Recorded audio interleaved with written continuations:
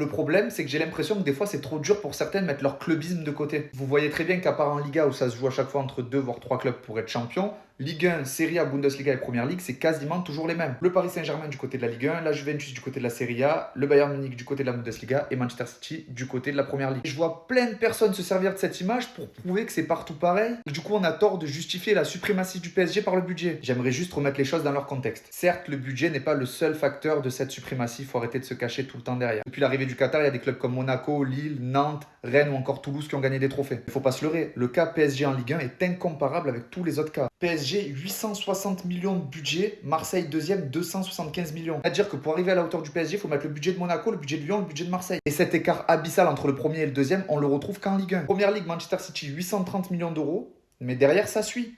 Regardez, il n'y a pas énormément d'écart entre les 5-6 premiers. Pareil en Espagne, Real Madrid, budget 940 millions d'euros, mais le FC Barcelone suit. L'Atlético Madrid un peu moins, mais il n'y a pas 600 millions d'euros d'écart. Pareil en Bundesliga, certes l'écart est important, mais il n'est pas autant abyssal qu'en Ligue 1. Les équipes derrière peuvent plus ou moins suivre. Et en Serie A, c'est la même chose où l'écart est assez faible entre les 3-4 premiers. Donc je veux bien qu'en France, on parle des titres de Rennes, de Toulouse, de Monaco, de Lille. Ça prouve que des clubs comme Lyon et Marseille n'ont pas d'excuses, ils auraient pu largement le faire. Ça reste des exploits à la logique des choses, c'est la suprématie du Paris Saint-Germain.